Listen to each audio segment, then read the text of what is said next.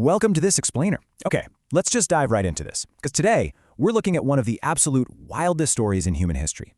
We're talking about how literally terrifying Ice Age monsters accidentally, and I mean completely by accident, became our absolute best friends. Now, to really wrap our heads around this, we kind of need to reset our whole modern perspective. Just imagine you're a human living, say, 30,000 years ago. You're small, you're relatively slow, and you're just surrounded by this terrifying pitch-black dark. In that ancient world, hearing wolves howl at night meant pure absolute danger. I mean, they could smell you from miles away, and they were actively hunting you. Section 1. The Ice Age Monsters, Predators in the Dark. And this really perfectly highlights the ultimate paradox of the whole story, right? On one side, you've got the ancient wolf, just packed with this terrifying endurance, massive crushing jaws, eyes that practically see in the pitch black. And then on the other side, you've got the modern dog, wearing little birthday hats, sitting next to cakes, sleeping in our beds, playing fetch. Out of all the animals early humans bumped into, not horses, not cows, definitely not primates, it was the apex predator that somehow became our closest companion. Crazy, right?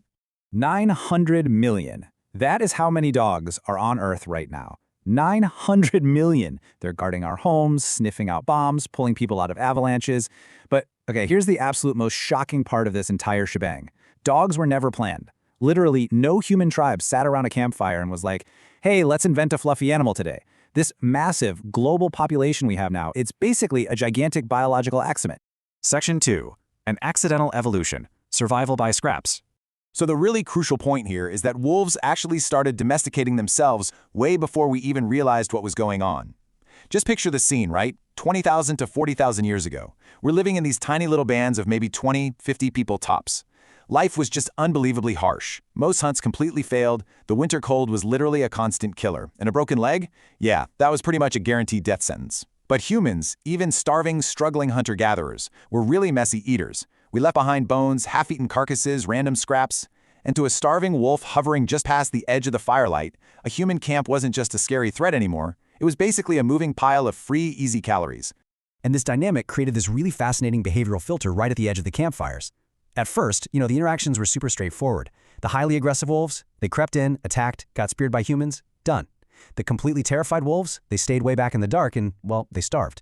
But step 3 is where the magic actually happens. A few rare wolves were just born a tiny bit less fearful, a little less aggressive, and maybe just a bit more curious. They crept up, they ate those leftovers, and they survived.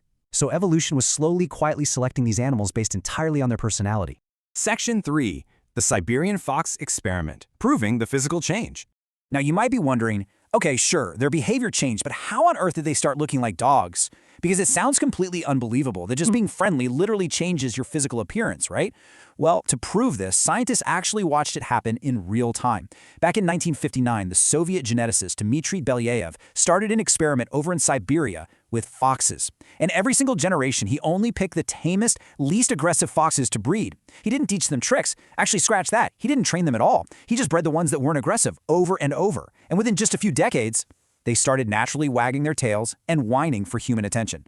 But what's truly mind-blowing here is the direct link between that behavior and their anatomy. Purely by selecting for decreased aggression, all these completely unpredicted physical changes just automatically kicked in. Their ears got floppy, their snouts physically shrank, their fur started getting these cute little white patches, and their tails curled up.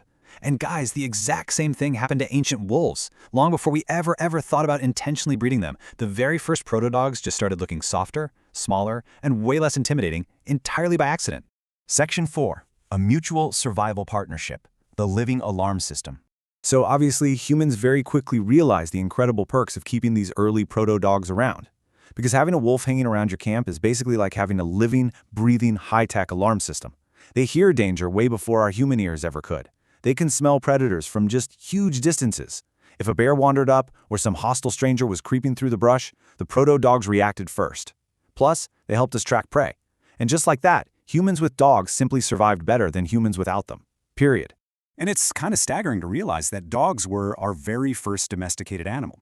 I mean, they joined us way earlier than sheep, earlier than goats, and long before farming was ever a thing.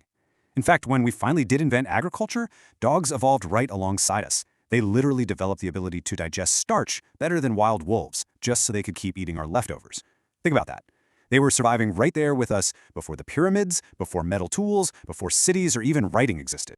Section 5. The chemistry of connection. Deeper than utility. So over thousands of generations, we didn't just boost each other's survival odds, we actually literally changed each other's brain chemistry, which is wild. When you stare into a dog's eyes and they look right back at you, both of your brains release oxytocin. Now that's the exact same chemical that's deeply involved in the bonding between human parents and their babies. Wild wolves, they absolutely do not naturally do this with us, but dogs do. Your pet looking up at you so lovingly isn't just a random parlor trick. It's literally evolution specifically shaping their whole species to emotionally connect with our human brains. They even evolved specific facial expressions entirely for our benefit. You know those famous puppy dog eyes? Yeah, that's a brilliant evolutionary adaptation. Humans were just fundamentally more likely to feed, protect, and care for an animal that looked emotionally expressive to us. So by pulling at our heartstrings, they basically secured their own survival. It's genius. Now, we do need to impartially mention that this whole domestication thing, it definitely came with some heavy costs. You look at the results of human-driven breeding today, and you see severe health problems, like pugs struggling to catch a breath, or dachshunds dealing with terrible spinal issues. We've heavily altered their bodies. And yet, traces of the wild are still totally there. When your dog spins around in circles on the living room rug before lying down, they're mirroring ancient wolves flattening tall grass. When they're twitching in their sleep or burying their favorite toy on the couch cushions, that is the shadow of an Ice Age predator still surfacing today. Section 6.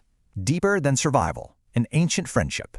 All right, I want to pause here for a second, drop the energy a bit, because this is where the story shifts from just biology into something really profoundly emotional. 14,000 years ago.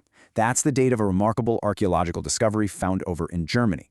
Researchers uncovered a grave containing a man, a woman, and a dog, buried very carefully right beside them. But it's the specific details of this grave that'll just break your heart. Bone analysis showed that this little buried puppy had actually suffered from a really severe illness. But it didn't die right away. It actually survived for weeks, maybe even months afterward. Which means, in the absolute harshest environment imaginable, where every single calorie was vital and starvation was basically a daily threat, struggling Ice Age humans spent their precious food, time, and energy intentionally nursing a sick little animal back to health.